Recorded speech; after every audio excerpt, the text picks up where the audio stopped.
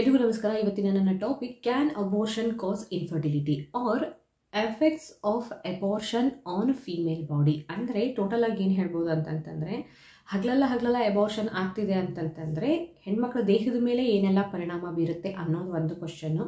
ಇನ್ನೊಂದೇನು ಕ್ವಶನ್ನು ಅಂತಂತಂದರೆ ಈಗ ಅಬೋರ್ಷನ್ ಆಗಿದೆ ಅಂತಂದರೆ ಇನ್ ಫ್ಯೂಚರಲ್ಲಿ ಇನ್ಫರ್ಟಿಲಿಟಿ ಆಗಿ ಇದೇನಾದರೂ ಕಾಡುತ್ತಾ ಅಂತಂತ ಅನ್ನೋದೇ ಇವತ್ತಿನ ವಿಡಿಯೋ. ಓಕೆ, ಇದ್ರ ಬಗ್ಗೆ ಕಂಪ್ಲೀಟಾಗಿ ತಿಳ್ಕೊಳ್ಳೋಣ ಬನ್ನಿ.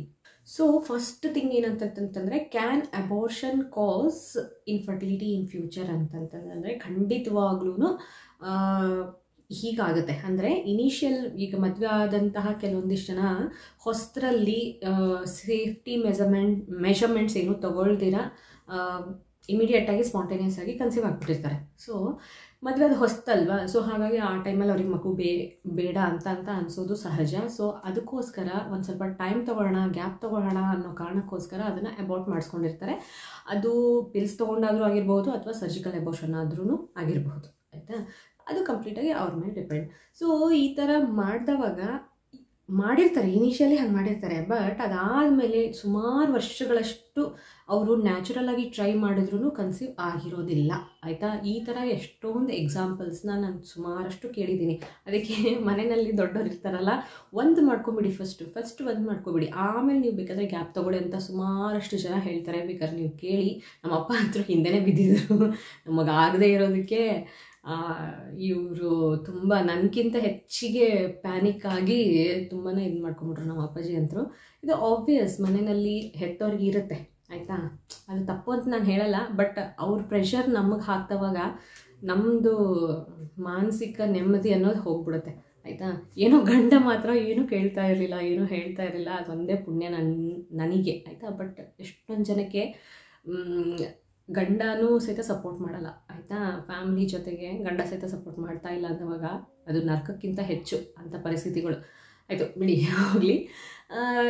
ಈಗ ಪಾಯಿಂಟ್ ಏನು ಅಂತಂತಂದರೆ ಅಂಥ ಸುಮಾರಷ್ಟು ಜನನ ನೋಡಿದ್ದೀನಿ. ಸೊ ಈ ಥರ ಯಾಕಾಗುತ್ತೆ ಅಂತಂದರೆ ಒಂದು ಸತಿ ಕನ್ಸೀವ್ ಆಗಿರ್ತಾರೆ, ನ್ಯಾಚುರಲ್ ಆಗಿ ಕನ್ಸೀವ್ ಆಗಿರ್ತಾರೆ. ನಾವು ಒಂದು ಸತಿ ಕನ್ಸೀವ್ ಆಗಿದ್ದೀನಿ ಅಂತಂತಂದರೆ ಇಟ್ ಮೀನ್ಸ್ ದಟ್ ನನಗೇನು ಪ್ರಾಬ್ಲಮ್ ಇಲ್ಲ, ಹಸ್ಬೆಂಡ್ದು ಏನು ಪ್ರಾಬ್ಲಮ್ ಇಲ್ಲ. ಸೊ ನಾವು ನ್ಯಾಚುರಲ್ ಆಗಿ ಕನ್ಸೀವ್ ಆಗಬಹುದು, ಸೊ ನಮ್ಮ ಕಡೆ ಏನು ಪ್ರಾಬ್ಲಮ್ ಇಲ್ಲ ಅನ್ನೋದು ತಲೆನಲ್ಲಿ ಇರುತ್ತೆ. ಬಟ್ ಯಾವಾಗ ಟ್ರೈ ಮಾಡಿದವಾಗ ಆಗ್ತಾ ಇಲ್ಲ ಅಂದವಾಗ ಏನಾಗಿರಬಹುದು ಅನ್ನೋದು ಇವತ್ತಿನ ವಿಡಿಯೋ. ಏನು ಅಂತಂತಂದರೆ ಒಂದು ಸರ್ಜಿಕಲ್ ಅಬೋರ್ಷನ್ ಆಗಿರಬಹುದು, ಒಂದು ಮೆಡಿಕಲ್ ಅಬೋರ್ಷನ್ ಆಗಿರ್ಬೋದು, ಅಥವಾ ತಾವೇ ಏನಾದರೂ ಮನೆ ಮದ್ದು ಮಾಡಿಕೊಂಡು ತಾವು ತಮ್ಮ ಮನೆಯಲ್ಲೇ ಏನಾದರೂ ಮಾಡಿಕೊಂಡು ಅಬೋರ್ಷನ್ ಮಾಡಿಸ್ಕೊಂಡಿರ್ಬೋದು. ಲೈಕ್ ಎಕ್ಸ್ಟ್ರೀಮ್ ಯೋಗ ಪೋಸ್ಚರ್ಸ್ ಆಗಿರಬಹುದು, ಅಥವಾ ಪಪಾಯ ಥರದ್ದು ಏನಾದರೂ ಹೀಟ್ ಆಗೋವಂಥದ್ದು ತಿಂದಾಗಿರಬಹುದು.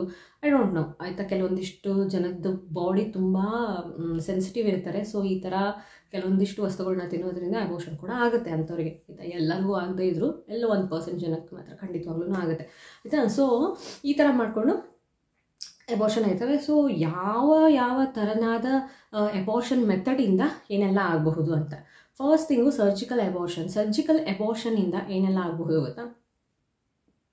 ಫಸ್ಟು ಅದರೊಳಗೆ ಡ್ಯಾಮೇಜ್ ಆಗ್ಬೋದು. ಸರ್ಜಿಕಲ್ ಅಬೋರ್ಷನ್ನಲ್ಲಿ ಮಾಡಬೇಕಾದ್ರೆ ಇನ್ಸ್ಟ್ರೂಮೆಂಟ್ಸ್ನ ಯೂಸ್ ಮಾಡ್ತಾರೆ. ಆಯಿತಾ, ಸೊ ಆ ಇನ್ಸ್ಟ್ರೂಮೆಂಟ್ಸು ಯೂಸ್ ಮಾಡಬೇಕಾದ್ರೆ ಯೂಟ್ರಸ್ಗೆ ತಾಗಿ ಅಥವಾ ಸರ್ವಿಕ್ಸ್ಗೆ ತಾಗಿ ರೀಪ್ರೊಡಕ್ಟಿವ್ ಆರ್ಗನ್ಸಲ್ಲಿ ಯಾವುದಾದ್ರೂ ಒಂದು ಆರ್ಗನ್ನಿಗೆ ಇನ್ಸ್ಟ್ರೂಮೆಂಟ್ ಏನಾದ್ರೂ ತಾಗಿತ್ತು ಅಂತಂತಂದರೆ ಸ್ಕಾರ್ ಆಗುತ್ತೆ, ಅಂದರೆ ಗಾಯ ಆಗುತ್ತೆ ಒಳಗಡೆಗೆ.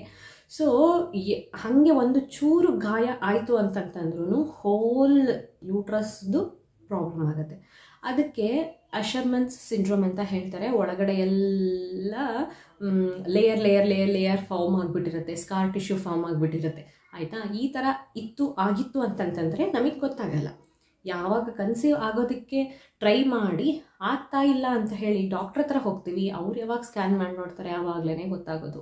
ಆಯಿತಾ, ಒಳಗಡೆಗೆ ಸ್ಕಾರ್ ಆಗಿದೆ ಅಂತ, ಅಂದರೆ ಒಳಗಡೆ ಗಾಯ ಆಗಿದೆ ಅನ್ನೋದು. ಅಲ್ಲಿವರೆಗೂ ನಮಗೆ ಗೊತ್ತಾಗೋದಿಲ್ಲ. ಓಕೆ, ಇದು ಒಂದು.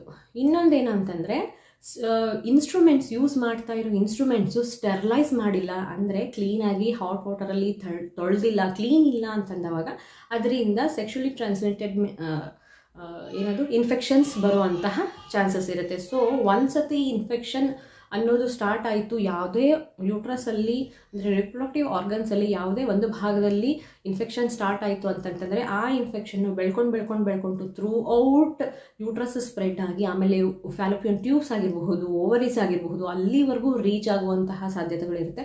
ಸೊ ಈ ಇನ್ಫೆಕ್ಷನ್ ಎಷ್ಟು ಬೆಳೀತಾ ಹೋಗುತ್ತೆ ಅಷ್ಟು ಕಾಂಪ್ಲಿಕೇಶನ್ಸ್ ಜಾಸ್ತಿ ಆಗ್ತಾ ಹೋಗುತ್ತೆ. ನೀವು ಕನ್ಸೀವ್ ಆಗುವಂತಹ ಚಾನ್ಸ್ ಕೂಡ ಕಮ್ಮಿ ಆಗ್ತಾ ಹೋಗುತ್ತೆ. Again it is not in your hand. ಯಾಕಂದರೆ ನೀವು ಕಂಪ್ಲೀಟಾಗಿ ಡಾಕ್ಟರ್ನ ನಂಬಿ ಹೋಗಿರ್ತೀರ, ಅವರು ಕಡೆಯಿಂದ ಇದು ಆಗಲೂಬಹುದು, ಆಯಿತಾ. ಸೊ ನೀವೇನು ಮಾಡೋಕ್ಕಾಗಲ್ಲ, ಬಟ್ ಇದನ್ನು ಅವಾಯ್ಡ್ ಮಾಡೋಕ್ಕೂ ಆಗಲ್ಲ ಆಬ್ವಿಯಸ್ಲಿ. ಯಾಕಂತಂದರೆ ಸ್ಟರ್ಲೈಸೇಷನ್ ಈಸ್ ಮೋಸ್ಟ್ ಕಾಮನ್, ಎಲ್ಲ ಮಾಡ್ತಾರೆ. ಇನ್ ಕೇಸ್ ನಮ್ಮ ಹಣೆ ಬರ ಸರಿ ಇಲ್ಲ ಅಂದವಾಗ ಯಾರೇನು ಮಾಡೋಕ್ಕಾಗುತ್ತೆ ಅಲ್ವಾ. ಸೊ ಆ ಥರ ಆಗಿರಲೂಬಹುದು, ಅದರಿಂದ ಇನ್ಫೆಕ್ಷನ್ ಆಗಬಹುದು. ನೆಕ್ಸ್ಟು ಹೆಮರೇಜ್ ಆಗ್ಬೋದು. ಹೆಮರೇಜ್ ಅಂತಂತಂದರೆ ಎಕ್ಸೆಸಿವ್ ಬ್ಲೀಡಿಂಗ್, ಆಯಿತಾ. ಎಕ್ಸೆಸಿವ್ ಬ್ಲೀಡಿಂಗ್ ಯಾವಾಗ ಆಗುತ್ತೆ ಅಂತಂತಂದರೆ ಅನ್ಟ್ರೈನ್ಡ್ ಡಾಕ್ಟರ್ಸ್ ಏನಾದರೂ ಮಾಡಿದ್ರು ಅಂತಂತಂದರೆ ಆವಾಗ ಹೆಮರೇಜ್ ಆಗುವಂತಹ ಸಾಧ್ಯತೆಗಳು ಜಾಸ್ತಿ ಇರುತ್ತೆ. ಎಕ್ಸೆಸಿವ್ ಬ್ಲೀಡಿಂಗ್ ಆಗುವಂತಹ ಚಾನ್ಸಸ್ ಇರುತ್ತೆ. ಯಾವಾಗ ತುಂಬ ಬ್ಲಡ್ ಲಾಸ್ ಆಗುತ್ತೆ ಆವಾಗ ತಾಯಿಯ ಜೀವಕ್ಕೆ ಅಪಾಯ ಆಗುತ್ತೆ. ಓಕೆ, ಯೂಟ್ರೈನ್ ಡ್ಯಾಮೇಜ್ ಬಗ್ಗೆ ಹೇಳಿದ್ನ ಅಲ್ವಾ, ಇನ್ಸ್ಟ್ರೂಮೆಂಟ್ಸ್ ಯೂಸ್ ಮಾಡಬೇಕಾದ್ರೆ ಸ್ಕಾರ್ ಏನಾದರೂ ಆಯಿತು ಅಂತಂತಂದರೆ ಯೂಟ್ರಸ್ ಡ್ಯಾಮೇಜ್ ಆಗುವಂತಹ ಚಾನ್ಸಸ್ ಇರುತ್ತೆ ಅಂತ ಹೇಳಿದ್ನಲ್ವ. ಅದ್ರ ಜೊತೆಗೆ ಇನ್ಸ್ಟ್ರೂಮೆಂಟ್ಸ್ ಆಚೆ ತೆಗಿಬೇಕಾದ್ರೆ ಹಾಕಬೇಕಾದ್ರೆ ಯೂಟ್ರಸ್ ವಾಲ್ ಅಂತಂದರೆ ಎಂಡೋಮೆಟ್ರಿಯಮ್ ಏನಾದರೂ ಸ್ಕಾರ್ ಆಯಿತು ಅಂತಂತಂದರೆ ಎಂಡೋಮೆಟ್ರಿಯಮ್ ವೀಕ್ ಆಗುತ್ತೆ. ಯಾವಾಗ ಎಂಡೋಮೆಟ್ರಿಯಮ್ ವೀಕ್ ಇರುತ್ತೆ ಆವಾಗ ಇಂಪ್ಲಾಂಟೇಷನ್ ಫೇಲ್ ಆಗುತ್ತೆ. ಸುಮಾರಷ್ಟು ಜನಕ್ಕೆ ಇಂಪ್ಲಾಂಟೇಷನ್ ಆಗೋದಿಲ್ಲ. Even though everything is correct, egg quality, sperm quality ಎಲ್ಲ ಕರೆಕ್ಟ್ ಇದ್ರೂ ಕೂಡ ಇಂಪ್ಲಾಂಟೇಷನ್ ಫೇಲ್ ಆಗ್ತಾ ಇರುತ್ತೆ. ಯಾಕೆ ಅಂತಂತಂದರೆ ಎಂಡೋಮೆಟ್ರಿಯಮ್ದು ಪ್ರಾಬ್ಲಮ್ ಇರುತ್ತೆ, ಆಯಿತಾ. ಇದನ್ನು ಬಿಟ್ಟರೆ ನೆಕ್ಸ್ಟ್ ಏನಾಗ್ಬೋದು ಅಂತಂದರೆ ಸರ್ವೈಕಲ್ ಡ್ಯಾಮೇಜ್ ಏನಾದರೂ ಆಯಿತು ಅಂತಂತಂದರೆ ಇನ್ಕಾಂಪಿಟೆಂಟ್ ಸರ್ವಿಕ್ಸ್ ಅಂತಂದರೆ ಸರ್ವಿಕ್ಸ್ಗೆ ಶಕ್ತಿ ಇರೋದಿಲ್ಲ ಟು ಹೋಲ್ಡ್ ಯುವರ್ ಪ್ರೆಗ್ನೆನ್ಸಿ. ಅಂದರೆ ಈಗ ಯೂಟ್ರಸ್ ಒಳಗಡೆಗೆ ಮಗು ಬೆಳೀತಾ ಇದೆ ಅಂತವಾಗ ಸರ್ವಿಕ್ಸು ಯೂಟ್ರಸ್ನ ಬಾಗ್ಲಾಗಿ ಕೆಲಸ ಮಾಡುತ್ತೆ. ಮಗು ಆಚೆ ಬರದೇ ಇರೋ ಹಾಗೆ ಸರ್ವಿಕ್ಸು ಒತ್ತಿ ಹಿಡ್ಕೊಂಡಿರುತ್ತೆ. ಯಾವಾಗ ಈ ಬಾಗಿಲು ಅಂದರೆ ಸರ್ವಿಕ್ಸ್ಗೆ ಶಕ್ತಿ ಇರೋದಿಲ್ಲ, ಅದು ಓಪನ್ ಆಗುತ್ತೆ. ಓಪನ್ ಆಯಿತು ಅಂತಂತಂದರೆ ಮಗು ಆಚೆ ಬರುವಂತಹ ಸಾಧ್ಯ ಇರುತ್ತೆ. That is nothing but abortion. So repeated abortion ಆಗುವಂತಹ ಚಾನ್ಸ್ ಇರುತ್ತೆ. ಯಾಕೆ? Because of incompetent cervix. Incompetent cervix ಅಂತಂತಂದರೆ ಸರ್ವಿಕ್ಸ್ಗೆ ಶಕ್ತಿ ಇಲ್ಲದೆ ಇರೋದು. ಯಾಕಾಗಿರಬಹುದು? ಡ್ಯೂರಿಂಗ್ ಸರ್ಜಿಕಲ್ ಅಬೋರ್ಷನ್ ಯಾವುದಾದ್ರೂ ಇನ್ಸ್ಟ್ರೂಮೆಂಟ್ದಾಗಿ ಸರ್ವಿಕ್ಸ್ ಡ್ಯಾಮೇಜ್ ಆಗಿರಬಹುದು. ಅದಕ್ಕೋಸ್ಕರ ಅಬೋರ್ಷನ್ ಇನ್ಕಂಪ್ಲೀಟ್ ಆಗಿತ್ತು ಅಂತಂತಂದರೆ, ಅಂದರೆ ಸರ್ಜಿಕಲ್ ಅಬೋರ್ಷನ್ ಮಾಡಿದ್ರು ಅಂತಂತಂದ್ರು ಕರೆಕ್ಟಾಗಿ ಡಾಕ್ಟ್ರು ಸ್ಕ್ಯಾನ್ ಮಾಡಿ ಎಲ್ಲ ನೋಡ್ಬಿಡ್ತಾರೆ. ಅಂದರೆ ಯಾವ ಪೋರ್ಷನ್ನ ಇನ್ಕಂಪ್ಲೀಟ್ ಅಬೋರ್ಷನ್ ಅಂತಂದರೆ ಮಗು ಏನು ಬೆಳ್ಕೊಂಡಿರುತ್ತಲ್ಲ ಆ ಮಗುವಿನ ಜೊತೆಗಿರೋ ಯಾವುದಾದ್ರೂ ಒಂದು ಪಾರ್ಟು ಯೂಟ್ರಸ್ ಒಳಗಡೆನೆ ಉಳ್ಕೊಂಡಿತ್ತು ಅಂತಂತಂದರೆ ಅಂಥ ಟೈಮಲ್ಲಿ ಇನ್ಕಂಪ್ಲೀಟ್ ಅಬೋರ್ಷನ್ ಅಂತ ಆಗುತ್ತೆ. ಸೊ ಈ ಇನ್ಕಂಪ್ಲೀಟ್ ಅಬೋರ್ಷನ್ ಇದ್ದರೆ ಏನಾಗುತ್ತೆ ಅಂತಂದರೆ ಅದು ಏನು ಉಳ್ಕೊಂಡಿರುತ್ತಲ್ಲ ಅದು ರೆಸಿಡ್ಯೂಯಲ್, ಆಯಿತಾ, ಅಂದರೆ ವೇಸ್ಟ್ ಅಂತ. ಈಗ ಅದರಿಂದ ಇನ್ಫೆಕ್ಷನ್ ಸ್ಟಾರ್ಟ್ ಆಗ್ತಾ ಹೋಗುತ್ತೆ, ಆಯಿತಾ. ಸೊ ಹಾಗಾಗಿ ಅಬೋರ್ಷನ್ ಆದಮೇಲೆ ಅಬೋರ್ಷನ್ ಕಂಪ್ಲೀಟ್ ಆಗಿದೆನೋ ಇಲ್ವೋ ಅನ್ನೋದನ್ನು ತಿಳ್ಕೊಳ್ಳೋದು ತುಂಬ ಇಂಪಾರ್ಟೆಂಟ್. ನೀವು ಏನಾದರೂ ಪಿಲ್ಸ್ ತೊಗೊಂಡು ಅಬೋರ್ಷನ್ ಮಾಡಿಸ್ಕೊಂಡಿದ್ರಿ ಅಂತಂತಂದರೆ ಸ್ಕ್ಯಾನ್ ಮಾಡಿಸಿ ಚೆಕ್ ಮಾಡೋದು ತುಂಬ ಇಂಪಾರ್ಟೆಂಟ್. ಆ್ಯಂಡ್ ಸರ್ಜಿಕಲ್ ಅಬೋರ್ಷನ್ ಆಗಿತ್ತು ಅಂತಂದರೆ ಇಮಿಡಿಯೇಟಾಗಿ ಡಾಕ್ಟರ್ಸ್ ಅಂತೂ ನೋಡ್ತಾರೆ. ಮನೆಯಲ್ಲಿ ಏನಾದರೂ ನಿಮಗೆ ಅಬೋರ್ಷನ್ ಮಾಡ್ಕೊಂಡಿದ್ರಿ, ಬೇರೆ ಯಾವುದನ್ನಾದರೂ ತೊಗೊಂಡು ನಾನು ಆಲ್ರೆಡಿ ಹೇಳಿದ ಹಾಗೆ ಏನಾದರೂ ಮಾಡಿ ನೀವೇನಾದರೂ ಅಬೋರ್ಷನ್ ಮಾಡ್ಕೊಂಡಿದ್ರಿ ಅಂತಂತಂದರೆ ಚೆಕ್ ಮಾಡಿಸೋದು ಕೂಡ ತುಂಬ ಇಂಪಾರ್ಟೆಂಟ್. ಬರೀ ಬ್ಲೀಡಿಂಗ್ ಆದ ತಕ್ಷಣ ಅಬೋರ್ಷನ್ ಆಗಿದೆ ಅಂತ ಅಲ್ಲ, ಮಗುವಿನ ಕಂಪ್ಲೀಟ್ ಟಿಶ್ಯೂ ಹೊರಗಡೆ ಬರಬೇಕು, ಆವಾಗ ಮಾತ್ರ ಅಬೋರ್ಷನ್ ಕಂಪ್ಲೀಟ್ ಅಂತ ಅರ್ಥ. ಓಕೆ, ಸೊ ನಿಮಗೆ ಗೊತ್ತಾಗ್ತಿಲ್ಲ ಅಂತಂತಂದರೆ ದಯವಿಟ್ಟು ಡಾಕ್ಟ್ರ್ ಹತ್ರ ಹೋಗಿ ಅಬೋರ್ಷನ್ ಕಂಪ್ಲೀಟ್ ಆಗಿದೆನೋ ಇಲ್ವೋ ಅನ್ನೋದನ್ನು ತಿಳ್ಕೊಳ್ಳಿ. ಓಕೆ, ಇದರಿಂದ ಕೂಡ ಇನ್ಫೆಕ್ಷನ್ಸ್ ಆಗಬಹುದು. ಲೈಕ್ ಎಂಡೋಮೆಟ್ರೈಟಿಸ್ ಅಂದರೆ ಎಂಡೋಮೆಟ್ರಿಯಮ್ಗೆ ಆಗುವಂತಹ ಇನ್ಫೆಕ್ಷನ್. ಓಕೆ, ಸೊ ಈ ಥರ ಯಾವುದೇ ಥರನಾದಂತಹ ಇನ್ಫೆಕ್ಷನ್ ಆಗುವಂತಹ ಚಾನ್ಸಸ್ ಇರುತ್ತೆ. ಸೊ ಒನ್ಸ್ ಇನ್ಫೆಕ್ಷನ್ ಆಯಿತು ಅಂತಂತಂದರೆ ಕನ್ಸೀವ್ ಆಗೋದಕ್ಕೆ ಖಂಡಿತವಾಗ್ಲೂ ಕಷ್ಟ ಆಗುತ್ತೆ. ಆ್ಯಂಡ್ ಈ ಇನ್ಫೆಕ್ಷನ್ ನಮ್ಗೆ ಯೂಶ್ವಲಾಗಿ ಗೊತ್ತಾಗೋದಿಲ್ಲ.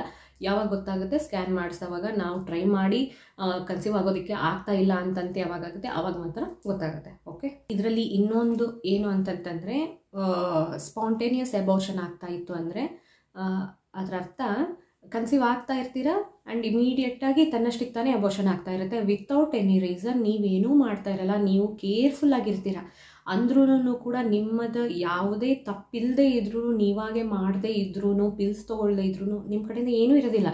ಫುಲ್ ನ್ಯೂಟ್ರಲ್ ಆಗಿರ್ತೀರ, ಆದ್ರೂ ಕೂಡ ಸ್ಪಾಂಟೇನಿಯಸ್ ಆಗಿ ಅಂದರೆ ಇಮಿಡಿಯೇಟಾಗಿ ಸಡನ್ನಾಗಿ ಅಬೋರ್ಷನ್ ಆಗ್ತಾ ಇದೆ ಅಂತ ಅಂದರೆ ಅದರರ್ಥ most of the time genetical or chromosomal abnormality ಇದ್ದು ಅಂತಹ ಎಗ್ ಆರ್ ಸ್ಪರ್ಮಿಂದ ನಿಮಗೆ ಎಂಬ್ರಿಯೋ ಫಾರ್ಮ್ ಆಗಿತ್ತು ಅಂತಂದರೆ ಎಂಬ್ರಿಯೋನಲ್ಲೂ ಕ್ರೋಮೋಸೋಮಲ್ ಇಶ್ಯೂಸ್ ಇರುತ್ತೆ. ಅಂತಹ ಎಂಬ್ರಿಯೋ ಇಂಪ್ಲಾಂಟ್ ಆಗೋದಿಲ್ಲ ಆಯಿತಾ. ಅದೇ ಹ್ಯೂಮನ್ ಬಾಡಿ ಬ್ಯೂಟಿ ಆಯಿತಾ. ಸೊ ಇದು ಏನು ಪ್ರಾಬ್ಲಮ್ ಇರೋವಂತಹ ಎಂಬ್ರಿಯೋನ ಇಂಪ್ಲಾಂಟ್ ಆಗೋದಕ್ಕೆ ನಮ್ಮ ದೇಹ ಬಿಡೋದಿಲ್ಲ. ಸೊ ಅದಕ್ಕೋಸ್ಕರನೇ ನೀವು ಕನ್ಸೀವ್ ಆಗಿರ್ತೀರ, ಆದರೆ ಅಬೋರ್ಷನ್ ಆಗ್ತಾ ಇರುತ್ತೆ. ಸೊ ಆ ಥರ ಆಗ್ತಾ ಇತ್ತು ಅಂತಂತಂದ್ರೂ ಕೂಡ ನೀವು ಡಾಕ್ಟ್ರನ್ನ ವಿಸಿಟ್ ಮಾಡೋದು ತುಂಬ ಇಂಪಾರ್ಟೆಂಟ್. ಇನ್ನೊಂದೇನು ಅಂತಂತಂದರೆ ಕಂಪೇರಿಟಿವ್ಲಿ ಮೆಡಿಕಲ್ ಅಬೋರ್ಷನ್ನು ಸೇಫ್ ಅಂತ ನನಗೆ ಅನಿಸುತ್ತೆ ಆಯಿತಾ. ಸರ್ಜಿಕಲ್ ಅಬೋರ್ಷನ್ನಲ್ಲಿ ಇನ್ಫೆಕ್ಷನ್ ಆಗಿರಬಹುದು ಅಥವಾ ಯೂಟ್ರೈನ್ ಡ್ಯಾಮೇಜ್ ಆಗಿರಬಹುದು, ಇವೆಲ್ಲ ಆಗುವಂತಹ ಚಾನ್ಸಸ್ ತುಂಬ ಇರುತ್ತೆ. ಬಟ್ ಮೆಡಿಕಲ್ ಅಬೋರ್ಷನ್ನಲ್ಲಿ ಈ ಥರ ಚಾನ್ಸಸ್ ಕಮ್ಮಿ, ಕಂಪೇರಿಟಿವ್ಲಿ ಸೇಫ್ ಅಂತ ಅಷ್ಟೇ. ಆದರೆ ಇದೆಲ್ಲ ಎಲ್ಲ ಕಡೆನೂ ಆಗಬಹುದು. ಆ್ಯಂಡ್ ಮೆಡಿಕಲ್ ಅಬೋರ್ಷನ್ನಿಂದ ಸಪೋಸ್ ಬ್ಲೀಡಿಂಗ್ ಆಗುತ್ತೆ ಅನ್ನೋದು ಎಲ್ಲರಿಗೂ ಗೊತ್ತಿರುತ್ತೆ. ಆಬ್ವಿಯಸ್ಲಿ ಪ್ರೊಲಾಂಗ್ಡ್ ಬ್ಲೀಡಿಂಗ್ ಆಯಿತು ಅಂದರೆ ತುಂಬ ದಿವಸದವರೆಗೂ ಬ್ಲೀಡಿಂಗ್ ಆಯಿತು ಅಂತಂತಂದರೆ again it leads to anaemia ಇತ್ತು ಅಂತಂದರೆ ಕನ್ಸೀವ್ ಆಗೋದಕ್ಕೆ ತುಂಬ ಕಷ್ಟ ಆಗುತ್ತೆ. ಯಾವಾಗ HB ಕಮ್ಮಿ ಇರುತ್ತೆ ಆವಾಗ ಕನ್ಸೀವ್ ಆಗೋದಕ್ಕೆ ತುಂಬ ಕಷ್ಟ ಆಗುತ್ತೆ. ನಮಗೆ ಗೊತ್ತಿರೋದಿಲ್ಲ, ಬಟ್ ಕನ್ಸೀವ್ ಆಗೋದಕ್ಕೆ ಖಂಡಿತವಾಗ್ಲೂ ಕಷ್ಟ ಆಗುತ್ತೆ ಆಯಿತಾ. ಇದು ಯಾವುದರಿಂದ ಆಗಿದೆ? ಹಾಗೆ ಅಬೋರ್ಷನ್ನಿಂದ ಆಗಿದೆ. ಸೊ ಈ ಥರ ಒಂದಕ್ಕೊಂದು ಕನೆಕ್ಷನ್ ಇದೆ. ಸೊ ರಿಪೀಟೆಡ್ ಅಬೋರ್ಷನ್ ಅಥವಾ ಮಿಸ್ಕ್ಯಾರೇಜ್ ಆಗ್ತಾ ಇದೆ ಅಂತಂತಂದರೆ ಫ್ಯೂಚರಲ್ಲಿ ನೀವು ಕನ್ಸೀವ್ ಆಗೋದಕ್ಕೆ ಖಂಡಿತವಾಗ್ಲೂ ಕಷ್ಟ ಆಗುತ್ತೆ. ಈ ಥರ ಎಲ್ಲ ಪ್ರಾಬ್ಲಮ್ಸ್ ಆಗಿರಬಹುದು ಆಯಿತಾ. ಸೊ ನಿಮ್ಮ ಕೇಸಲ್ಲಿ ಏನಾಗಿದೆ ಅನ್ನೋದನ್ನು ತಿಳ್ಕೊಬೇಕು ಫಸ್ಟು ಆಯಿತಾ. ಯಾವಾಗ ತಿಳ್ಕೊತೀರಾ ಆವಾಗ ಮಾತ್ರ ನಿಮಗೆ ಸೊಲ್ಯೂಷನ್ ಸಿಗುತ್ತೆ. ಓಕೆ, ಆ್ಯಂಡ್ ಇದಿಷ್ಟೇ. ಸೊ ಹೀಗೆಲ್ಲ ಆಗೋದ್ರಿಂದ ನಿಮ್ಮ ಫರ್ಟಿಲಿಟಿ ಅಫೆಕ್ಟ್ ಆಗಬಹುದು ಆ್ಯಂಡ್ ಕನ್ಸೀವ್ ಆಗೋದಕ್ಕೆ ಕಷ್ಟ ಆಗಿರಬಹುದು.